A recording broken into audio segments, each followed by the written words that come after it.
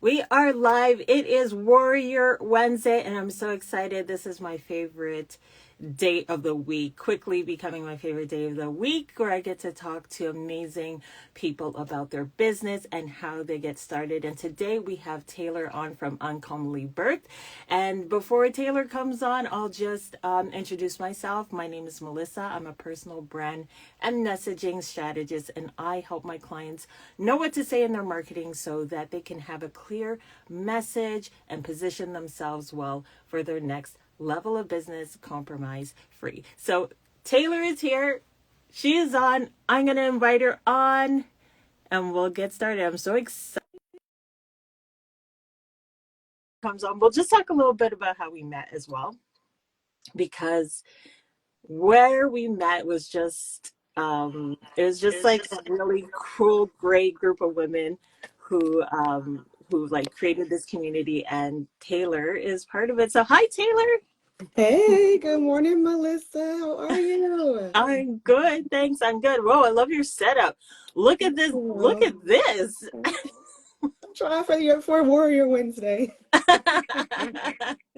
Amazing. Wait, I'm just gonna adjust my little things here. So I was just saying, like, that, like, pretty much how we met was through the Social Docs challenge, and so there's been just so many women who have come, who we've just met through that experience, and we started our own little mastermind. Right? And it's just been so great to have some of the ladies come on Warrior Wednesday, and so it's great to have you on.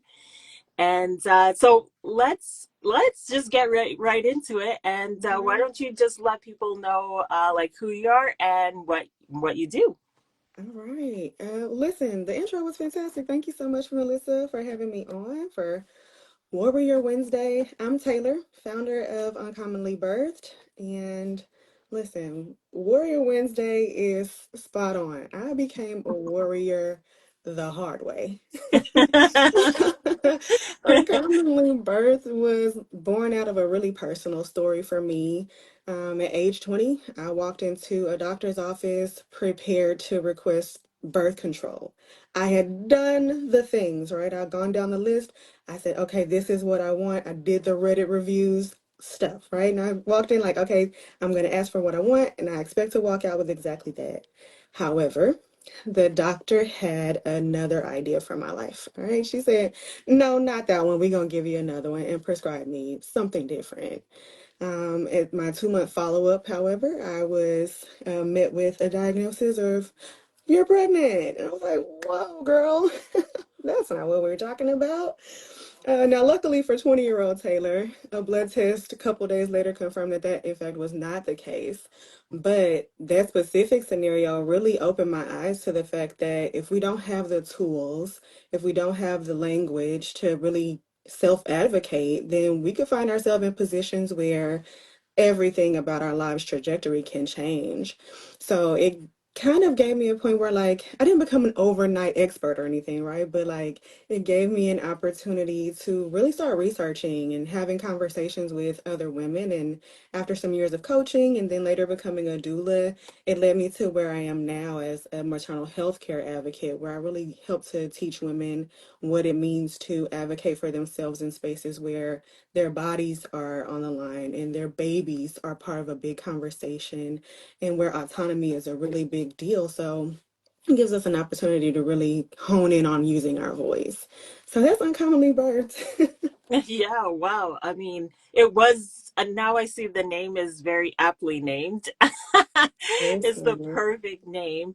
And so what was that like? What was the transition then for you, like being in that situation where it was like, okay, you kind of were met with resistance, you were met with, you know, somebody who thought they knew better just because they thought they did know better.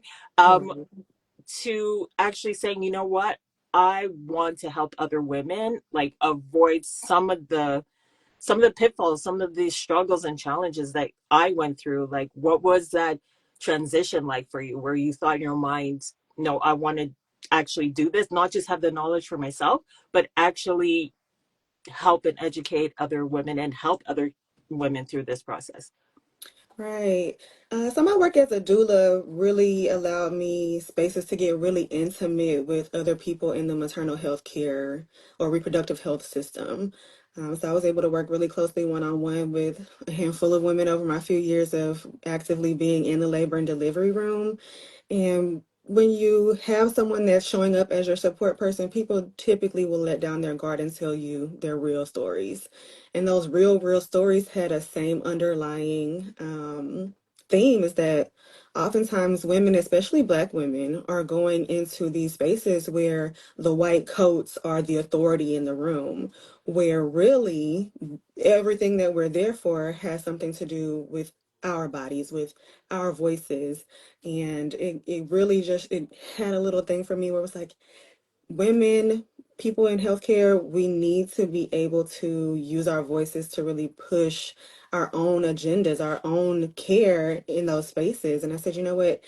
It's time to pivot into a space where I can really support women in a way that gives them back their agency and lets people take back their authority to say, when I'm in this room, my voice is the one that's most important.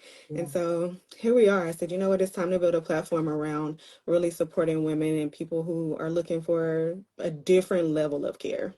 Yeah. I think you're like bringing up such a great point because it's like, especially when you're like trusting that person to know, like to like listen and like understand where you're coming from. You're like trusting, like you're saying, that person in the white coat who did that schooling, who did that whatever. Um, but also, you're making a great point of like our voice, like when we know, feel like it's spiritual too, like we just know in our heart of hearts, like something, like it's like that meme, it's like, hold on, wait a minute, something ain't right, like Exactly. you know. And especially like, a lot of people talk about, no, we have to listen to the experts, we have to listen to the experts, but like, who's more of an expert on your own body and what you need in a moment than yourself? And so, yeah, sometimes, like, especially in pregnancy, when you're first pregnant, it's like, yeah, you're nervous, like there's all kinds of things. So sometimes maybe you're like, okay, I'm just going to listen to this person because they're supposed to know. But it's like, just being able to be in a safe space where you can voice that and where they can actually listen, or have someone in the space that's actually listening to you and saying, hey, um maybe we should have a look at this. Did you ever come across moments like that where you were in the room and you felt like maybe the doctor or whoever was in the room wasn't exactly listening to the patient in the moment? Absolutely. Unfortunately, it's much more common than we would hope. The doctors and nurses are coming in and out. They have their own agenda, right? They're on their own timeline, and they'll come in and just say, "This is what we're doing," as opposed Right. to explaining to the patient for them, "Hey, this is what we're seeing. These are your options." And I think that's where it becomes more vital that we use our voices to say, "Okay, I understand that you're proposing." ABC, right? You're proposing that we move forward with this intervention. Mhm. Okay, this is an opportunity for you to take pause, ask questions, and even say no. Like, I don't want to do that. That is honestly an option. A lot of people don't exercise a no enough. And Yeah. I'm like, that's one of those things that we can really do. If they're saying, hey, we want to do continuous fetal monitoring, why are you needing to watch my baby every second of every moment as we're going through this process together? Yeah. And then give that doctor the opportunity to say, okay, this is the reason why we do these things. And you can say, that either works for me or no, it doesn't. And check in on me at this interval or at this frequency. Or Yeah. just say, no, that I don't want that. You can push that off to the side. That's a real thing to say. So yeah, I saw way, way, way more than I would have liked to have seen. And Mm. so being able to be the voice in the room for someone else was an opportunity I had as I was serving in labor and delivery with women to say, hey, as a part of my client's birth plan, we'd already discussed we want to take this route. What are the implications of not doing what your suggested is, and how much time can we wait until we consider the next intervention if it's an emergent situation. Yeah, that is so like that is so key. And I'm just even thinking because we have two kids. I have two kids, and there were some moments during the first like after my son was born where we were kind of like we were kind of like hesitantly doing it, but it was like why like why are we doing this, and I think that when there's an expert in the room like you who is actually 100% for the benefit of the woman, the mother, the child, the family in that moment, who has no other agenda other than what is best for this person, not the person you just saw whose case seems similar, but for this person right now, what is the best approach? And I think that it's like you're just highlighting something so like key because I didn't use my voice and I didn't know I could, to be honest, like in that moment. And so for you saying like, yeah, say something, you're allowed. It's your body, it's your child, essentially, like it's your family. I think that's like so important. And do you find that the women that you work with are more to the like quiet side, or do you find like they're bold but they need someone also bold that's beside them, so it's like two against one essentially? I mean, it's a spectrum, right? Like there Yeah, are those who, like many of us, right, as women, we're taught to be the quiet presence in the room, not give a whole lot of pushback, yeah, like the submissive role, which of course there are scenarios in which we're called to be submissive. yeah, However, I think there are more opportunities for us to, whether already bold in your workspace or at home, you're a leader, or in whatever scenario you may be that boss chick, right? A lot of people are taking on yeah, that moniker boss chick. yeah, But there are some ladies I work with who are like, listen, whatever works, works. I'm okay with however, whatever. So I think for sure there's a spectrum. Having an opportunity though to equip women with tools, like give me the language, just tell me what to say.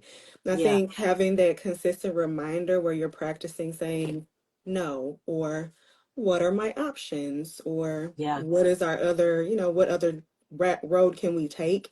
Once you really get into the habit of hearing your voice loud, bold, standing in self advocacy for yourself, you Yeah. really get a new perspective on who you are as a Mm, person, how you can stand in the authority. And a lot of times we don't connect it to our Heavenly Father, but we are given God given authority to move in amen. the earth the same as it is in heaven. And so I think it gives you a well-rounded perspective of like who God is telling you that you are, and then taking that into all the spaces where you go.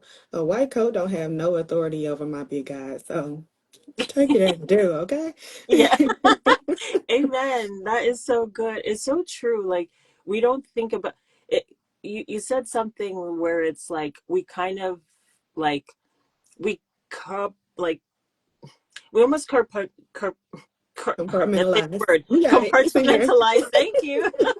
Like our roles in the sense of we don't see everything as one, right? It's like this is like at home I'm like this, at work I'm like this, here I'm like this, here I'm like that, where it's like every part of our life is our life, like our business or our work, our family, like it's all one. And so we should carry the same authority, that same boldness, that same confidence in all those spaces. And so I think it's like super important that what you're saying about knowing that authority, knowing that the boldness we have at work, we bring that with when we're in those situations where we have to advocate for ourselves, where someone's not listening. And it's not about, sometimes we equate boldness with being loud or being like very aggressive, and it's not about that. It's about having the confidence to use your voice in a moment and say like, no, this is the way it is, point blank, period. Period. Okay. Clock it. Ain't that what the girls be saying? Clock it. But it's so true. It's so true. Yeah. We take different parts of ourselves into different spaces, and it's just one of those things like integrate your whole self. Where Yeah. whoever you are, wherever you're going, your Yeah. authority is still with you, right? So Yes. don't sit it down when you go into the doctor's office, and because they have some perceived level of education or understanding, that Yeah. doesn't mean that you're taking a lesser position, right? You've been with Yeah. your body for however many years you've been with your body. They have known you for a matter of minutes, right? A lot of times these Yeah. doctors don't, you see your nurse or your nurse practitioner for 20, 30 minutes. The doctor's in and out in five. Yeah. Come in, quick in, quick out. They have prescribed you something and they'll see you whenever the next time is they see you. And Yeah. so it's like, baby, I've been had this same body for 35 years. I know something is not right. So Yeah. let me sit in this moment to take up as much time, as much space, as big a voice as I need to. And it Yeah. doesn't mean I'm being combative. I'm not Mm. being the angry black woman or the Yeah. whatever it is, the stigma that's attached to coming into a space boldly and saying, this is what I stand on, and Yeah. this is my expectation, and this is what I desire as the outcome. So, Yeah. Yeah. That's so good. That's so good. It's like there's humility in that too. It's like sometimes being humble is knowing like I'm I'm I'm I'm like good at this, or I have that confidence. Like confidence and like humility can go together, and but sometimes it looks like being conceited. It looks like just being a brat or whatever, but it's like, no, like I know that this is true because of XYZ experience or whatever.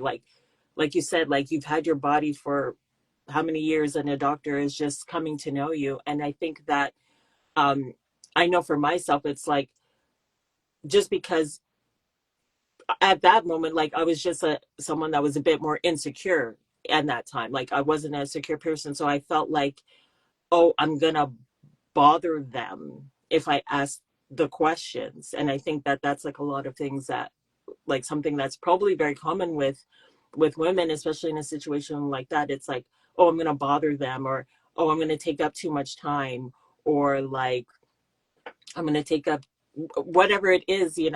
And so I love that you're really just nailing the fact that we know we need to speak up because it is a health concern at this point. Like it's really about the health of ourselves and about the baby that is coming into the world or has just come into this world.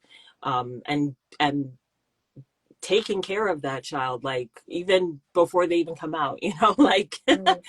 to be able to be an advocate for them as well before, like that's where it starts. Like I see it like in school systems, we homeschool, but one of the reasons is because our kids the weren't getting exactly what they needed because it was like just do it and kind of like being pushed aside.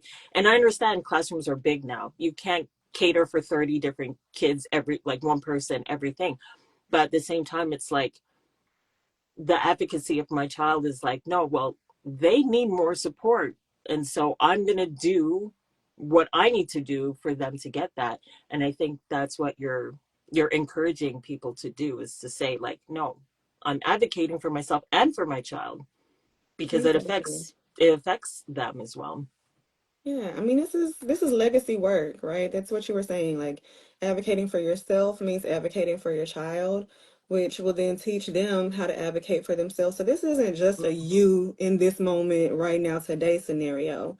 mm, Doing work to walk in your boldness, to be able to really use your voice, to set boundaries, mm, outline expectations, yeah, and really root that in your values to say these are my desires. That is what's going to potentially shift the trajectory of your entire bloodline. This is not just the for today's scenario. yeah, So I think what you're saying is so essential that we identify like who is it that God is saying that we are right now today? What mm, does the work look like in this moment mm, to set my next generation up for a different scenario than the ones that came behind me? So yeah. it's good. Yeah, yeah. It's making me even think like of the verse, like about the power of the tongue. Like there's life and death in the tongue. And so it's like, even like, I think I saw a podcast one time and they were just talking about like even before the child is born, like that what we're saying and like the things that we're saying and speaking over that child, like they're already kind of hearing that. It's already like spiritually work things are working in the spiritual realm. So it's like if we're not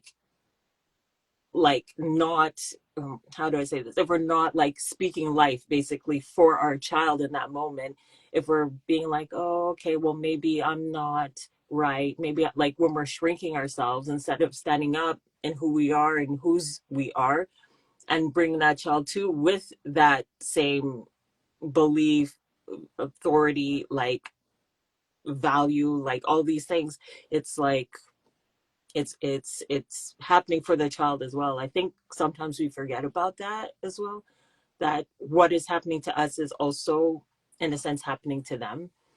We don't really think about that, that connection. Right, right. We do have to be very mindful of what language we're rehearsing. Yeah. I have a friend who is very, very, she is very much about making sure her words are the right words to say because I believe she just knows so deeply what the power of the tongue is, just like you were Mm. saying. I saw a clip on Instagram actually a couple days ago, and it was a gentleman explaining the definition of future. Mm. And I went and looked it up. I was like, could this be true? Because it really opened my perspective. The definition of future, this might be a loose definition, so look it up for yourself. But it says the future is the moment after something having been written or spoken. So it's literally saying whatever Wait, you can you writing say that down. again? Can you say? Yeah, the immediate moments after whatever has been written or spoken. Oh, wow. All right, so that just it means whatever you're writing down, whatever you're speaking from your lips is literally what you've written into existence. Like that is what Wow. is to come. And I said, "Oh, I Wow. gotta be more careful, right, about the words that I'm saying."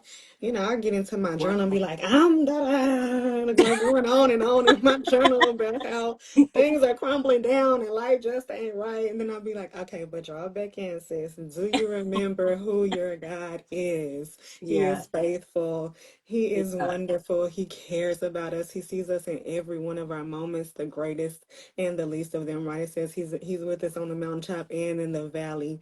And I say, you know what?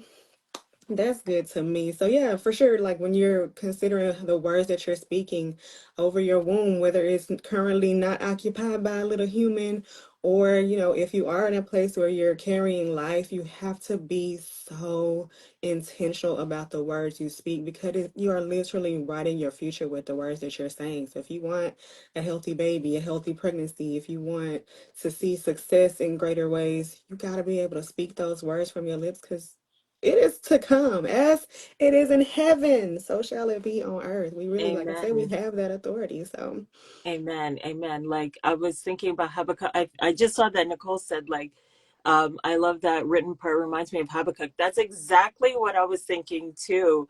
It's like write the words and make it plain so that those who see that could like, run with it. And so it's like, and you were saying too, like, and I do this, and I think so many of us do this, like when we're journaling, it's always negative. We're always journaling when it's like something's gone wrong, you feel a certain way, you're in your feelings, like all these kind of things. And it's like, I love what you just said too, because it's like, yeah, I kind of see it twofold. It's like almost letting it go so that it doesn't have the power. Like sometimes like the words that we speak are like, it's like a way up because we get in our heads, right? Sometimes we get in our heads, we're overthinking. And sometimes when we just say something out loud to release its power over us, that thought over us, it's like, because ultimately I feel like the enemy wants us to be in our head, wants us to overthink, doesn't want us to say it. You're going to look stupid if you say that. You're going to look like, so we have all this language, like you're saying, like all this dialogue happening. And I think that's what makes us scared to say something because it's like, well, I don't want to look dumb. I don't want to, whatever it is, And so, yeah, I think that's like just, yeah, that's so powerful what you were saying. Um, I just noticed that, I just want to see if there was any questions and like, okay, good, no, no, no. Because I just realized that I was all the way up to the top of missing all this beautiful conversations that's happening.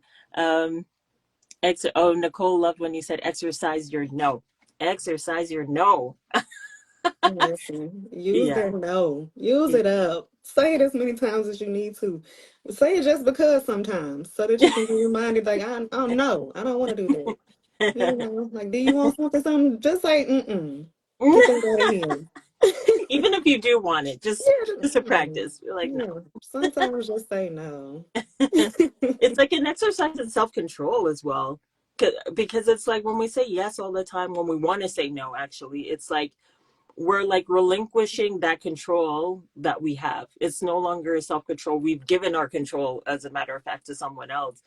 And so I used to do that with my kids. Like, they'd be like, "Can I have that?" And I'd be like, it was actually for me, it was like trying to teach them patience, that nothing just comes like that. Mhm. Sometimes you have to wait, like, but it's just like having them also be like, when we want it like that, we feel like anxious, and it's like, okay, I have to have it now, and it's like makes us rush. It makes us like do all these things outside of like what we would do if our mind was calm, if we had peace in our heart or spirit, and making those decisions. And so I think that that's like super important too, like for what you help women do. It's like you're a lot like, let's take a moment. There's no rush. Let's take a moment. Let's see what you need in this moment.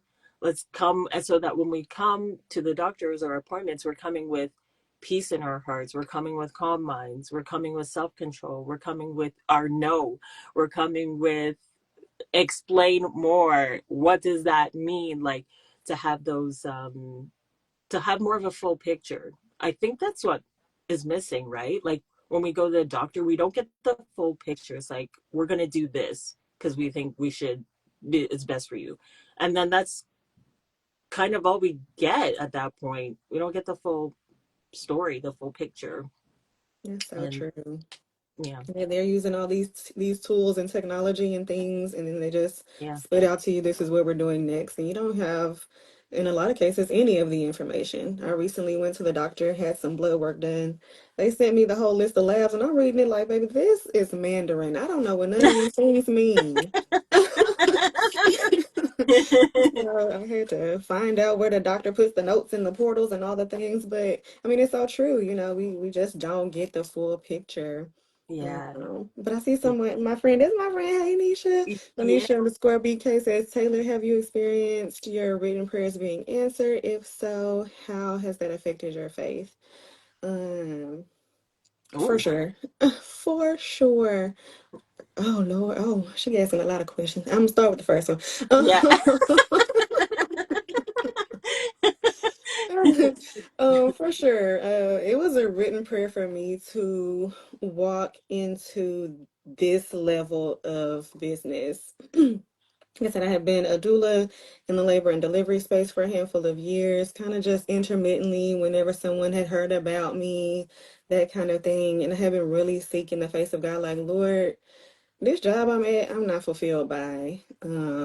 It makes it hard for me to do the things joyously at home. I care for my aging grandparent. I'm like, I need to be able to be in a place where I can serve at home well and be able to walk in a different way of support for women. And so it took me some time of going back and forth, like, Lord, let me free from that job, or will at least make it easier for me to go to the job, or what it have, make your way, Lord, to wherever I can do what I want to really, really do, but make it clear for me my path. Mm. And so when it was a couple months ago that I transitioned full time into entrepreneurship, that was a literal answered prayer for me to be able to say, okay, I'm gonna sit this little job down. I'm gonna do the thing that the Lord has called me to do, and it's freeing up space already. Like I said, it's only been a couple months, but it's freeing up time and space for me to like launch pad what it is that the Lord has given me. And I mean, for sure, it'll grow your faith. That some of the challenging parts of having to move from having consistent work, going to a place, having a rhythm, knowing you're gonna get you a little check after a couple weeks, to not that at all, and having to build a thing from scratch. I'm having to, not even having to, I'm enjoying staying at the feet of the Father, asking Him what's just the thing for tomorrow. Maybe not, Mhm. maybe you ain't gonna let me see around the corner the lefts and the rights, the ups and the downs, but what's just for tomorrow? So I'm learning to trust in God's providence, when I align with His providence, with my obedience. So Yeah. that'll do it. Amen. Amen. Look, you just said something, reminded me of something the Lord like put on my heart one time. He said, don't look to the right, don't look to the left. Just look at me and I'll give you rest. And it's just like it's like just speaks to the distractions, right? Sometimes it's like, oh, but like or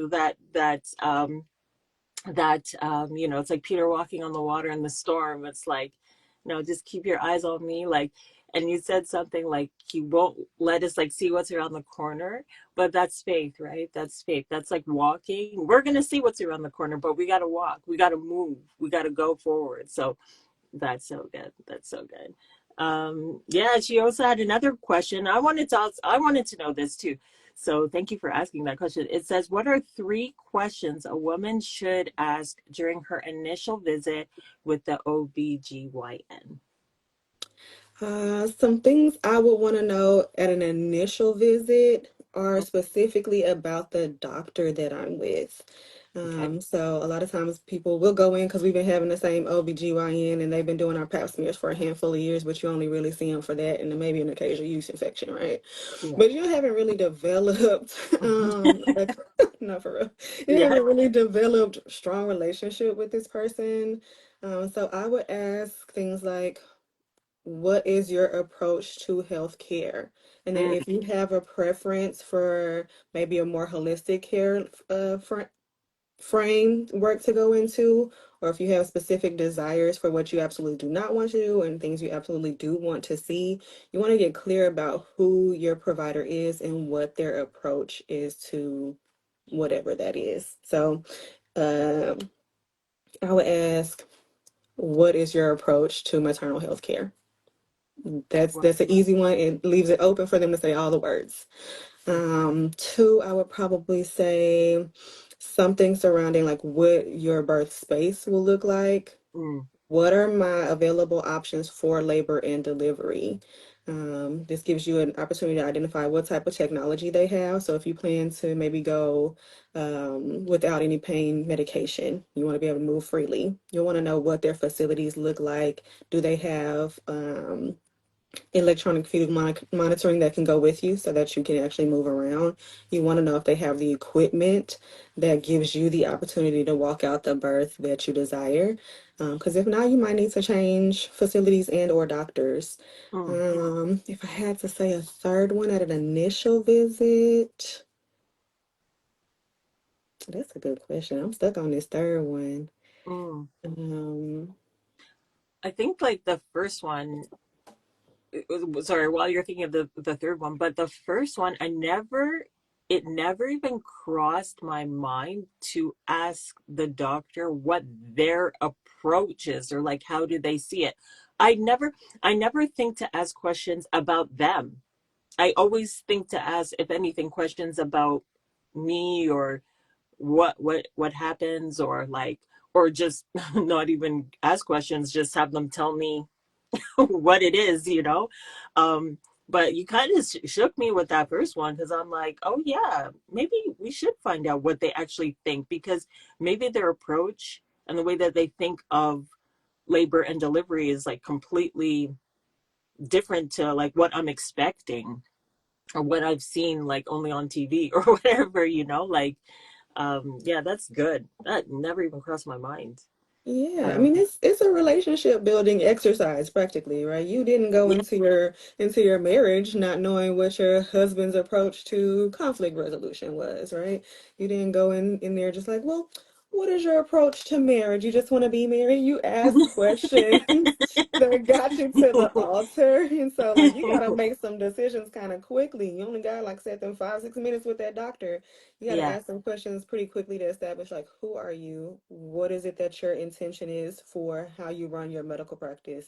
And then you can determine whether or not you fit into that mold, or if you need to move around a little bit and make something different happen for your desired expectations. yeah, yeah, definitely, for sure, for sure. Oh, thanks, Nicole. She's keeping the notes. She's writing what you said. Um, oh, Jonisha asked another question. Which weather season best describes your business and why? Oh, that's interesting. Okay. This is your friend, right? Yes, I'm like, what are you talking about? I know, just kidding. I know what you're um, saying. Yeah. I I would probably say spring. Mm, Spring is when there's a lot of emergence happening, right? A lot of yeah, things coming to life. So it's a time where like birthing things seems normal, natural. It's when the yeah. earth is starting to bring forth that fruit of the cold season.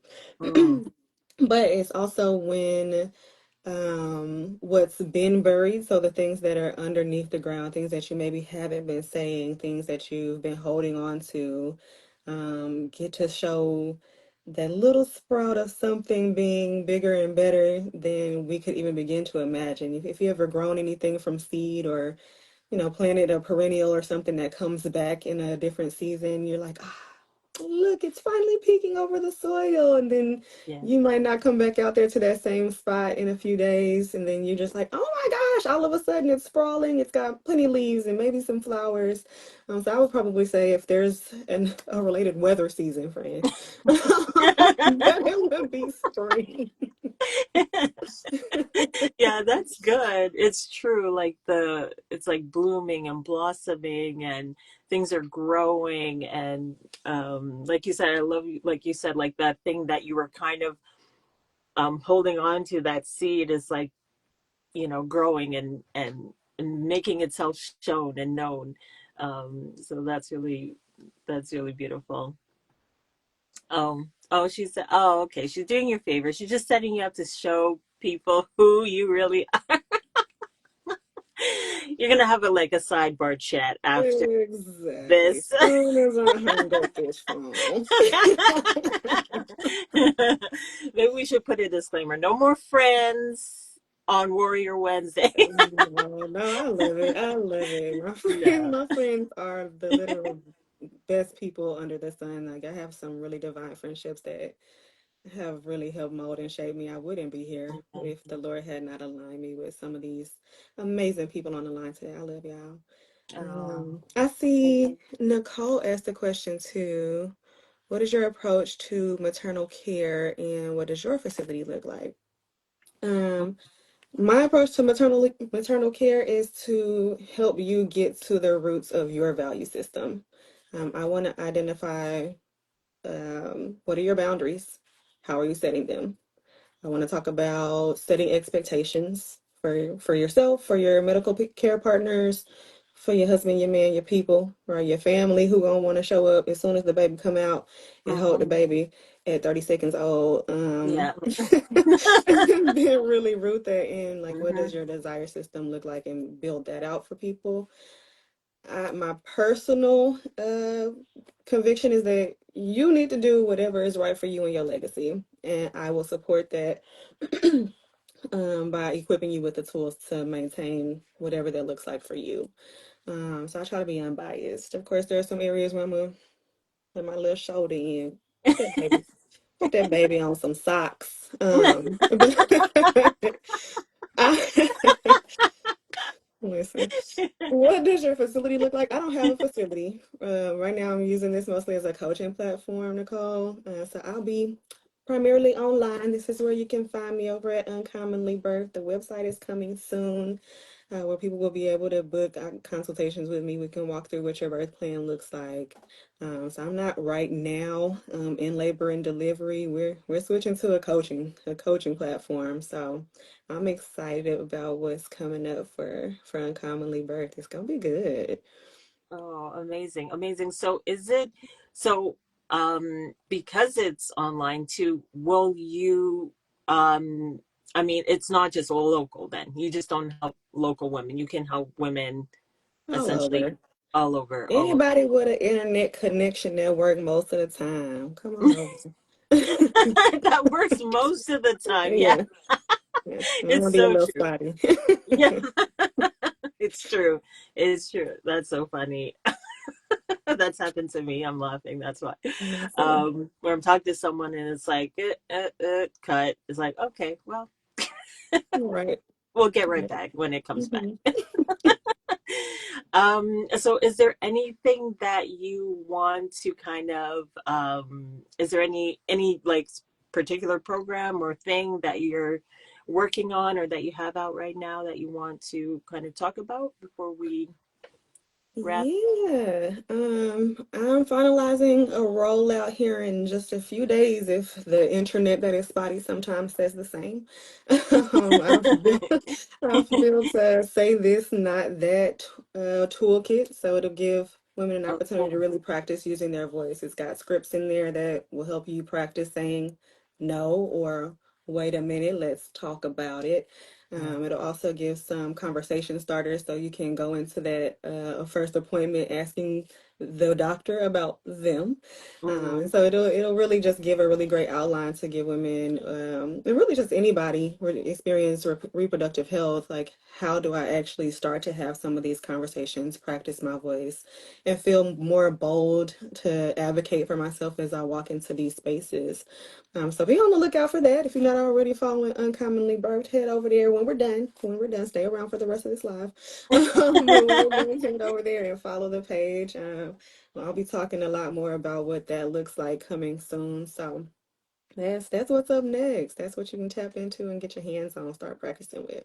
Oh, amazing. That is so good. Like I feel like looking back on my experience, it's like, oh man, I wish I knew you then because I feel like it just would have been different. Like I would have not been so insecure about asking questions, asking the doctor about anything really. It's like kind of just sat on my hands in most of the time, you know? And so I think it's so beautiful that you're just here to encourage, uplift, edify women to use their voice with the authority and the boldness that they have, that it's not about, like you said, being combative or confrontational, but about getting the best care that you need and, you know, should have in this very like intimate, like precious time in people's lives. I think that's like amazing. So thank you so much for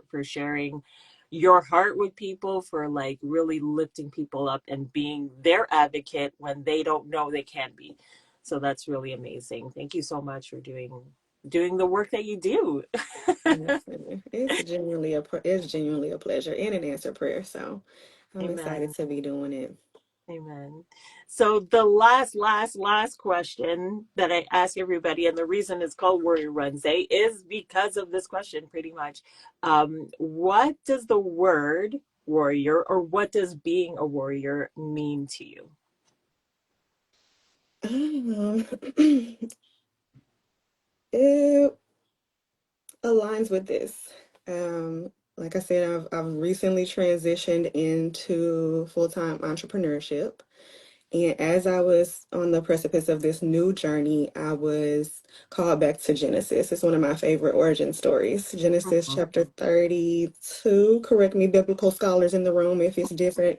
But when Jacob wrestled with God, Mm, um, he was so convicted about the blessing on his life that he said, listen, I'm gonna go toe to toe with God Himself about this thing. He said, Yeah. I won't let you go until you bless me. Mm. And so I think for me, in this season at least, like being a warrior is about that posture exactly.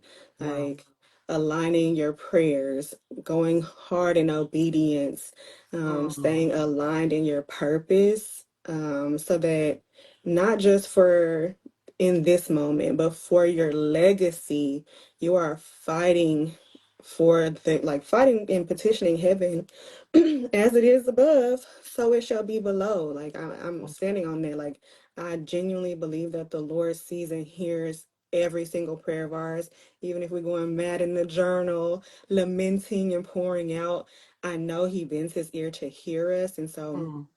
that's what it is for me in this moment to just stay steadfast and moving forward with the God with what God has for me, lacing up my boots and saying, I won't let it go until I see the fruits of that thing on this side of heaven. Amen. Because I genuinely like I just know that He heard me and like we said, futures are spoken. And so whatever He's given me to say, I'm gonna make sure it's happening so I can see it while I'm yet here.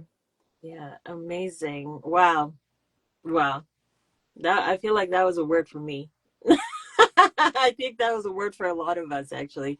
That is so amazing. Wow, I'm really blessed by that. Thank you so much. Thank you so much for coming on, for Well, thank you sharing. for having Oh me. my goodness, this has been amazing. This has been amazing. I love the conversation. So rich, so beautiful. Now I see why Jonisha was like, it's like she gonna speak today.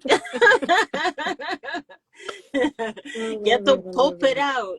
Listen, listen. Jesus. So thank you so much. Thank you so much, Taylor, honestly, for joining. Thank you for everyone for watching, for tuning in, everyone that's catching the replay. Definitely 100%, of course. Follow Taylor if you're not following her already. And yeah, just give all the support, all the love, and yeah, I really appreciate that. I really appreciate you. Thank you, Melissa. I And appreciate being on today. I look forward to what's coming for us both. I mean, may the Lord watch, right? Bless yes, and keep you, and that everything your hands touch will be blessed because of your obedience. So, amen. indeed. I receive that. I receive that. Thank you. Thank you. So that's it, guys. Thanks for tuning in. We'll see you next Wednesday for another Warrior Wednesday. And in the meantime, guys, stay blessed and be a blessing to someone else today, too. All right. Bye.